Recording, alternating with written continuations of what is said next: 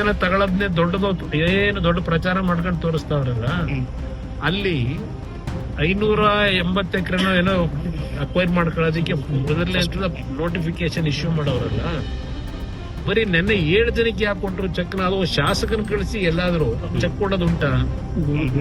ಈ ತರ ಯಾವ್ದಾದ್ರು ಈ ತರ ಕೊಟ್ಟಿರ್ತಕ್ಕಂಥದ್ದು ಹಿಂದೆ ಭೂಸ್ವಾಧೀನ ಆದಾಗ ಶಾಸಕರುಗಳ ಅಧ್ಯಕ್ಷದಲ್ಲಿ ಅದೆಂತದ್ದು ದೊಡ್ಡ ಇದಿಟ್ಕೊಂಡು ಕೊಟ್ಟಿರೋದು. ಇವತ್ತು ಫೋಟೋ ನೋಡಿದೆ, ಶಾಸಕರುಗಳು ಚೆಕ್ ಕೊಡ್ತಕ್ಕಂಥ ಒಂದು ವ್ಯವಸ್ಥೆ ಹೊಸದಾಗಿ ಏನ್ ಶುರು ಮಾಡಿದ್ದೀರಿ?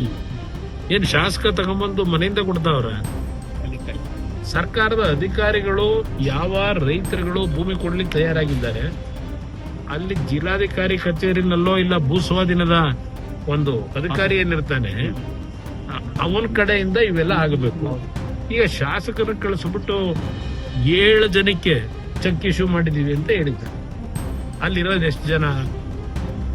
ಅಂದ್ರೆ ಟೆಂಪ್ಟ್ ಮಾಡೋದು ಹೇಗೆ ಅನ್ನೋದಕ್ಕೆ 2 ಕೋಟಿ 30 ಲಕ್ಷ. ಈಗ 2 ಕೋಟಿ 30 ಲಕ್ಷ ನಾನು ರೈತರಿಗೆ ಹೇಳೋದು, ಯಾರು ತಗೊಂಡಿದ್ದೀರಿ ಚೆಕ್ನ, ಕಾಂಗ್ರೆಸ್ನವ್ರು ಇರ್ಲಿ ಯಾರೇ ಇರ್ಲಿ, ಆ 2 ಕೋಟಿ 30 ಲಕ್ಷ ಚೆಕ್ ತಗೊಂಡ್ರೆ ನಿಮಗೆ ದುಡ್ಡು ಖರ್ಚು ಮಾಡಿದ್ರೆ ಬ್ಯಾಂಕ್ ಅಲ್ಲಿ ಇಡ್ತಾರೆ ಅಂತ ಇಟ್ಟಿಗಳು.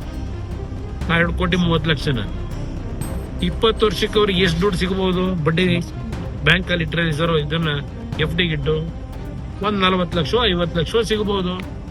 ಅದೇ ಲ್ಯಾಂಡ್ ಅನ್ನ ಹಾಗೆ ನೀವು ಇಟ್ಕೊಂಡ್ರೆ, ಈಗ 2 ಕೋಟಿ 20 ಲಕ್ಷ 50 ಲಕ್ಷ ಏನು ಕೊಡ್ತೀವಿ ಅಂತಾರೆ, ಅದು 20 ಕೋಟಿ ಆಗುತ್ತೆ ಆ ಲ್ಯಾಂಡಿನ ವ್ಯಾಲ್ಯೂ. ಹಾಗೆ ಇಟ್ಕೊಂಡ್ರೆ ನೀವು ಆ ಜಮೀನ. ಅದರಿಂದ ನಾನು ರೈತರ ಭಾವನೆಗಳೇನಿದೆ, ಪಾಪ ಇವರೇ ಮುಖ್ಯಮಂತ್ರಿಗಳು ಸಿದ್ದರಾಮಯ್ಯನವರು ಇವರೆಲ್ಲ ಭಾಷಣ ಮಾಡವ್ರೆ, ಇವರೇ ಶಿವಕುಮಾರ್ ಅವರೇ ಮಾತಾಡವ್ರೆ. ಅವರ ಪಿತ್ರಾರ್ಜಿತ ಆಸ್ತಿಗಳು, ಅವರ ತಂದೆ ಮುತ್ತಾತಂದ್ರು ಭೂಮಿ ಹೊತ್ತು ಆ ಭೂಮಿಯ ಬಗ್ಗೆ ಇರ್ತಕ್ಕಂಥ ವ್ಯಾಮೋಹ, ಇವತ್ತು ಅಂತ ಕುಟುಂಬಗಳನ್ನ ಹೊರಗಾಕೋದು ಎಲ್ಲಾದ್ರೂ ಉಂಟಾ ಭಾಷಣ? ಈಗ ನೀವೇನಪ್ಪ ಮಾಡ್ತಾ ಇದೀರಿ? ನಿಮ್ಮೆಲ್ಲ ಏನೇನು ಮಾತಾಡಿದಿರಿ ಅದು ಈಗ ಒಂದ್ ಕಡೆ ಇರ್ಲಿ. ಈಗೇನ್ ಮಾಡ್ಲಿಕ್ಕೆ ಹೊರಟಿದ್ದೀರಿ? ಅವತ್ತೇನ್ ಹೇಳಿದಿರಿ ವಿಧಾನಸಭೆ ಕಲಾಪದಲ್ಲಿ?